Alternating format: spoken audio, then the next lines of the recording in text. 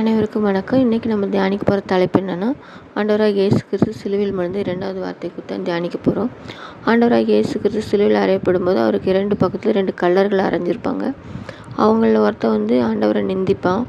சிலுவையில் இருந்து ரட்சித்துக்க வேண்டியதானே அப்படி சொல்லி அவரை நிந்திப்பான். ஆனால் கூட இந்த இன்னொரு கல்லன் சொல்லுவான், நீ இந்த ஆக்கினைக்கு உட்பட்டும் நீ உன்னோட பாவத்தை உணராமல் இருக்கிறியா? நாமளும் இதற்கு பாத்திரமாக இருக்கிறோம், நம்ம தண்டிக்கப்பட்டிருக்கோம். ஆனால் அவர் ஒரு பாவமும் செய்யலை அப்படின்னு சொல்லி சொல்கிறான். அப்போ தான் ஆண்டவர் சொல்கிறார், நீ இன்றைக்கு என்னுடனே கூட பரதேசில் இருப்பாயின். இது எதனால் நடந்தது அப்படின்னா, அவன் தன்னோட தவறை உணர்ந்ததும் இல்லாமல் சுவிசேஷம் அறிவிக்கிறவனாகவும் மாறுறான். ஆண்டவர் எந்த தப்பும் இல்லாமல் சிலுவையில் அறையப்பட்டிருக்கிறாரு அப்படின்றத அவன் அறிவிட்டான்.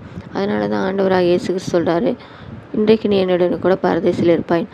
இதை வச்சு நமக்கு என்ன தெரியுது அப்படின்னா, நாமளும் நம்முடைய தப்பிதங்களை உணர்ந்து நம்முடைய பாவங்களை அறிக்கிட்டு மனம் திரும்பி மற்றவர்களுக்கு ஆண்டவரோட அன்பை நம்ம எடுத்து சொல்லும்பொழுது கண்டிப்பாக நம்மளும் அவரோட கூட பரதேசில் இருக்கக்கூடிய பாக்கியத்தை பெற்றுக்கொள்ளலாம். இந்த இதை முதல் முறையை பார்க்குறவங்க இதை சப்ஸ்கிரைப் பண்ணுங்கள், ஷேர் பண்ணுங்கள். இந்த தியானம் உங்களுக்கு மிகவும் உபயோகமாக இருக்கும்னு நான் விசுவாசிக்கிறேன். ஆண்டவருக்கே மகிமை உண்டாதாக. அனைவருக்கும் நன்றி.